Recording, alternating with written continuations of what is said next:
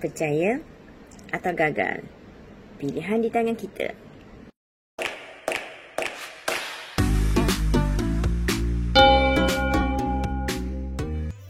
Bismillahirrahmanirrahim. Hai, apa khabar anak-anak murid cikgu di luar sana? Hari ini cikgu Ana akan kongsikan berkaitan pentaksiran psikometrik inventory trait personality, atau selepas ini kita akan sebut sebagai ITP. Pas untuk murid-murid tingkatan 1 dan tingkatan 4 ataupun mana-mana individu yang telah pun selesai menduduki inventory trait personality ini. Kalian dah pun dapat sijilnya. Tapi Miss nak tahu, cikgu, kenapa ITP ni? Okey. Sebaik saja kalian selesai menjawab ITP ini, apa manfaat yang kalian akan perolehi? Di antaranya ialah, okey, kalian akan lebih kenal personaliti diri, kenal perangai diri, sedar akan kebolehan dan potensi diri kalian yang boleh digebelingkan untuk lebih cemerlang. Okey, selain daripada itu, membantu para guru dan ibu bapa untuk lebih kenal personaliti kalian, dan seterusnya merancang hala tuju kerjaya yang bersesuaian dengan personaliti kalian. Best ke best kan?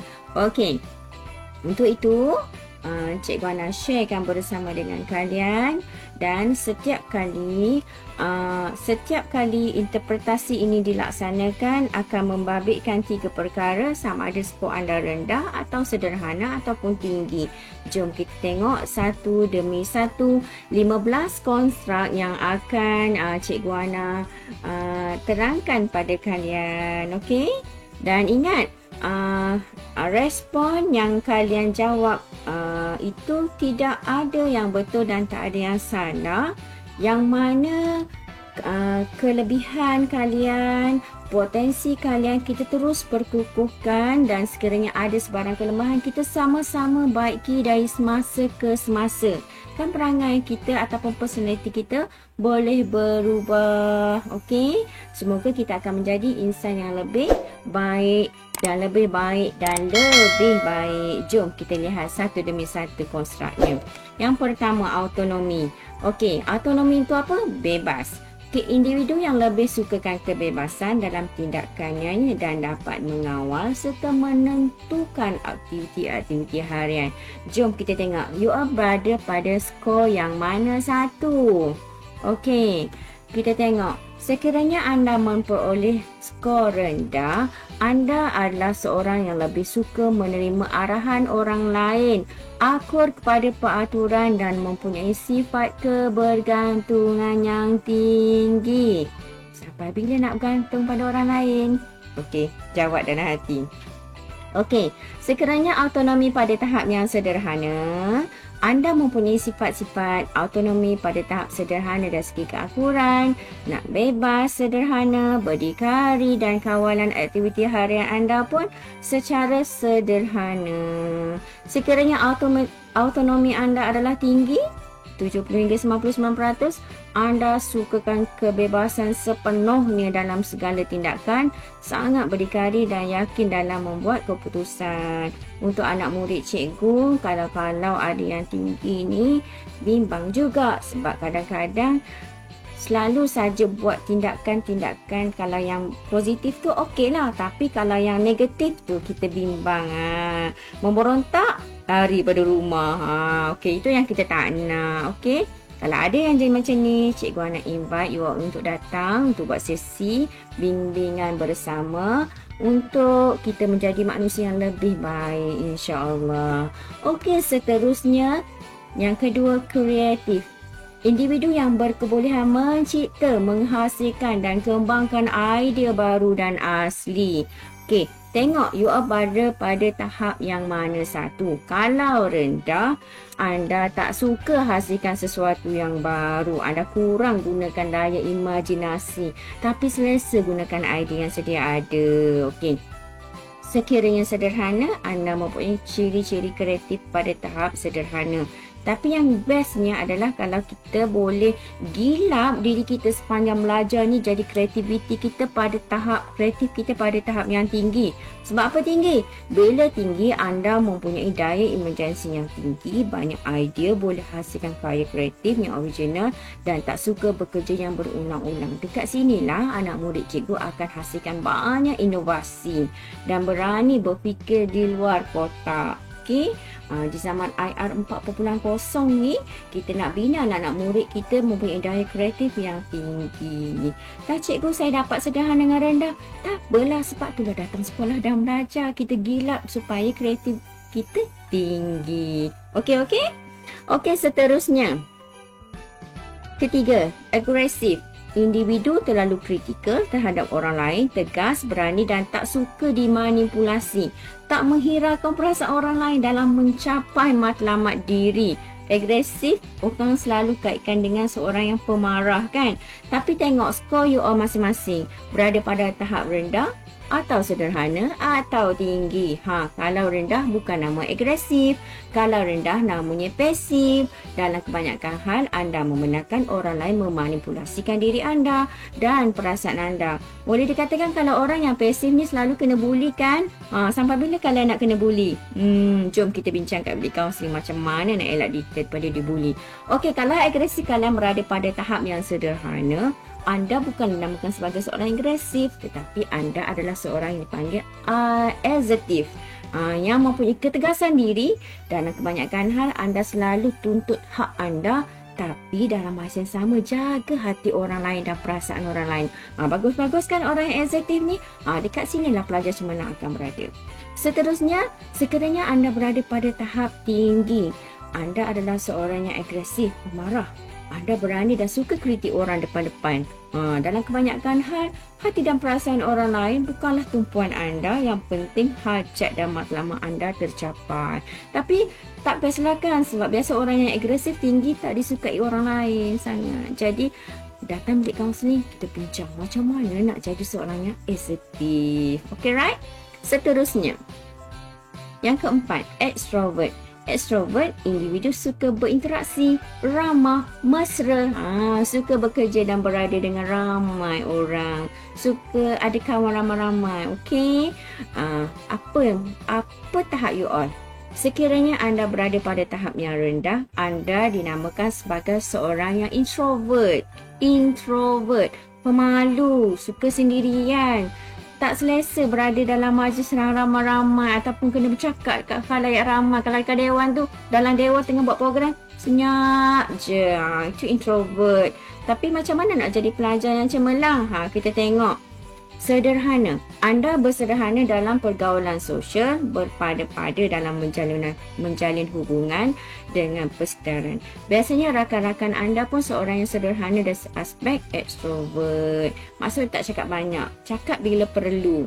Okey, orang yang extrovert yang kalau berada pada tahap yang tinggi, anda seorang yang peramah, kadang-kadang tu over peramah, suka bergaul, outgoing, bekerja dalam kumpulan, suka menghadiri majlis keramaian, yakin bercakap di hadapan orang ramai dan sentiasa bersikap yang positif. Jadi untuk belajar menjadi seorang pelajar yang cemerlang di sekolah, kita memerlukan anak-anak murid kita yang extrovert pada tahap 70%, 80%. Tapi kalau terlalu tinggi, bimbang juga. Kadang-kadang tu dia over excited, jadi bising sekolah kita bila pelajar terlalu extrovert. Okey, jadi kita pandai kawal tahap extrovert kita tu. Okey, next.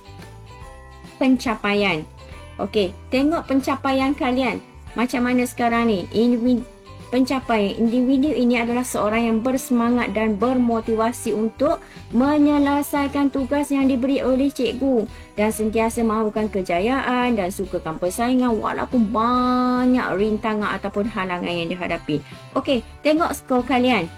Kalau pada yang rendah, kurang bermotivasi dan tak sukakan persaingan dan tak pentingkan pencapaian. Alah, biarlah cikgu dia je yang masuk. Saya senyap je. Okey. Kalau yang sederhana, anda mempunyai tahap motivasi dan pencapaian sederhana. Tapi untuk jadi pelajar yang cemerlang, untuk menjadi dalam kemenjadian murid, pencapaian tinggi, 70 hingga 99%. Anda seorang yang sangat bermotivasi, sukakan persaingan dan berorientasikan kecemerlangan. Cikgu, kenapa daftar saya pencapaian dapat rendah sederhana? Okey, mungkin ada sesuatu yang boleh bincangkan dengan cikgu. Mungkin ada sesuatu peristiwa yang berlaku yang boleh kalian share dengan cikgu dan pencapaian kalian akan menjadi tinggi selepas ni. Okey, bagus-bagus kan ITP ni kan? Okey, seterusnya. Kepelbagaian. Individu dapat menerima dan mudah menyesuaikan diri dalam pelbagai situasi. Sukakan pengalaman yang pelbagai ke arah perubahan yang berterusan. Okey, cuba tengok. Skor kalian berada pada tahap yang macam mana? Individu yang pelbagai. Okey. Kalau rendah, anda sukakan situasi yang tenang, stabil, selamat. Sukakan aktiviti yang rutin dan tak sukakan perubahan. No.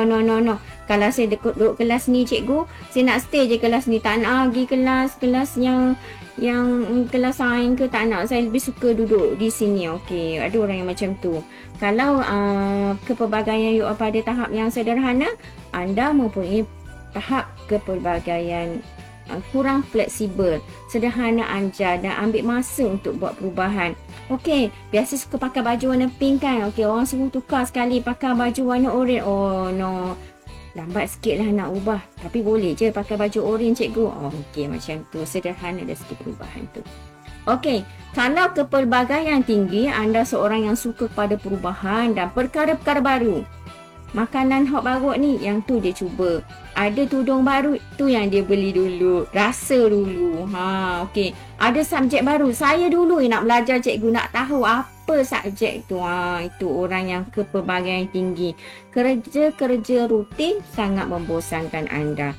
Sebab tu kalau orang yang mempunyai kepelbagaian tinggi, biasa dalam kelas dia tak boleh duduk diam. Dan dia sangat aktif. Okey. Sometimes bagus.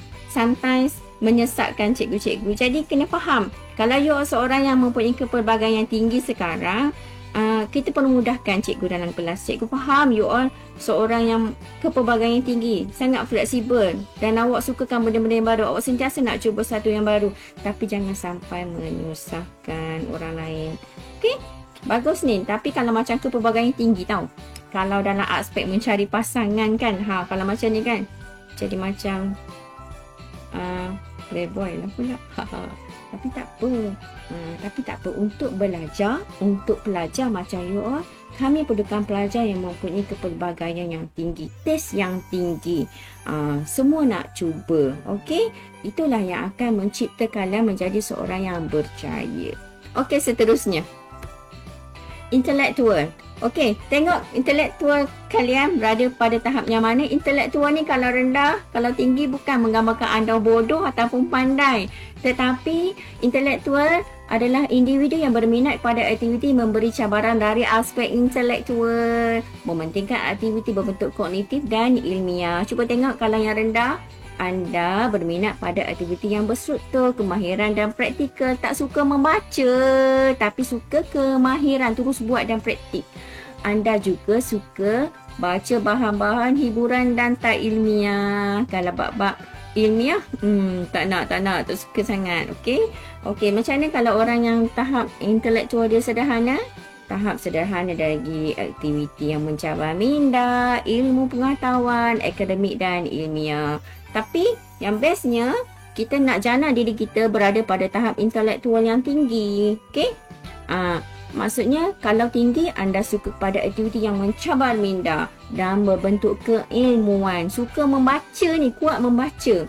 Baca buku sejarah, geografi, pendidikan agama Islam.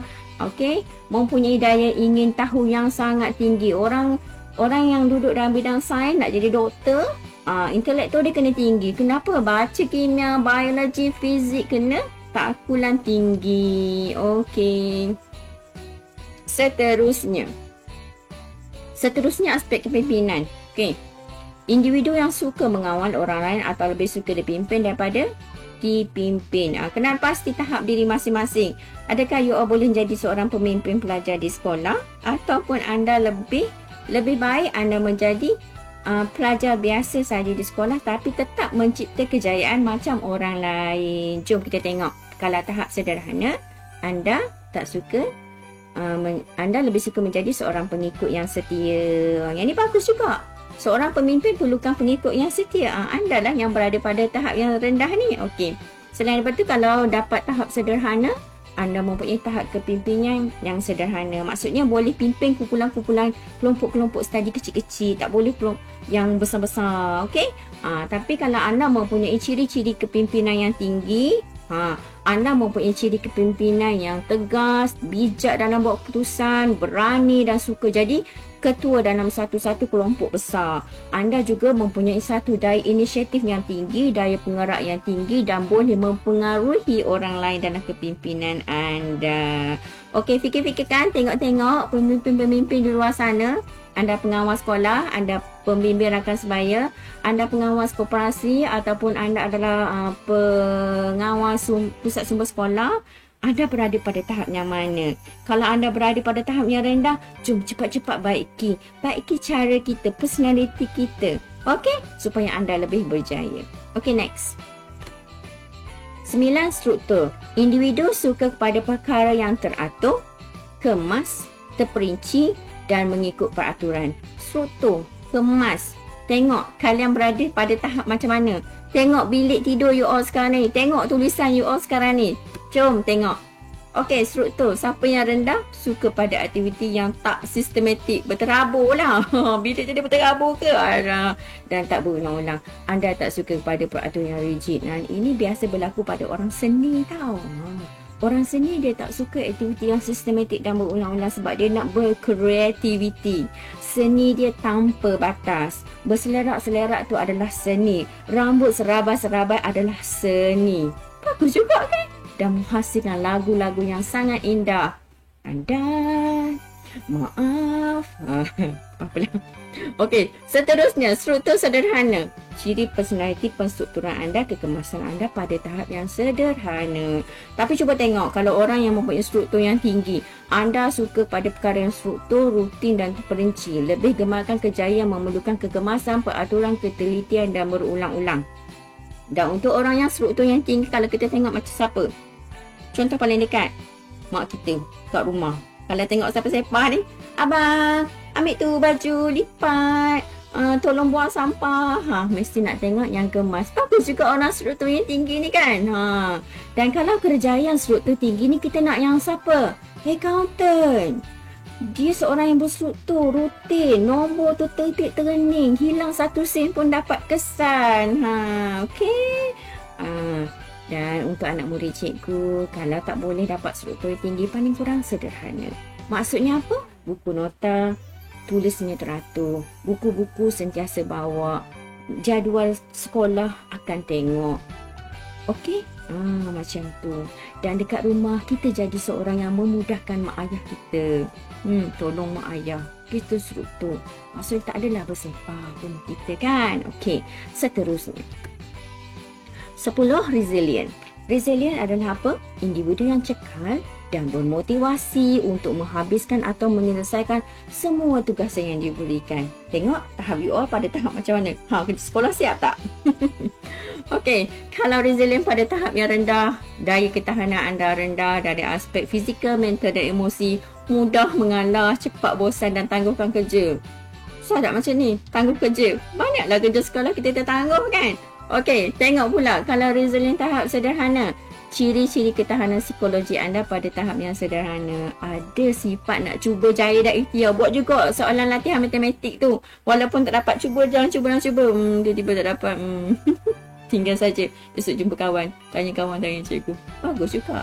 Okey, tapi tengok, kalau orang yang mempunyai resilient yang tinggi, anda mempunyai daya ketahanan yang tinggi dari aspek fizikal, mental dan emosi, serta akan habiskan semua tugasan yang diberikan. Sifat semangat juang yang tinggi, jiwa kental, asertif tinggi, ikhtiar sungguh-sungguh dan berkobar. Tak boleh tidur, tak siap matematik, kadang-kadang telefon kat cikgu. Itu bagus, itu sifat yang bagus, tapi janganlah sampai menyusahkan orang lain. Kan ada orang tu dia cari dalam TikTok, macam mana nak selesaikan Maths ni.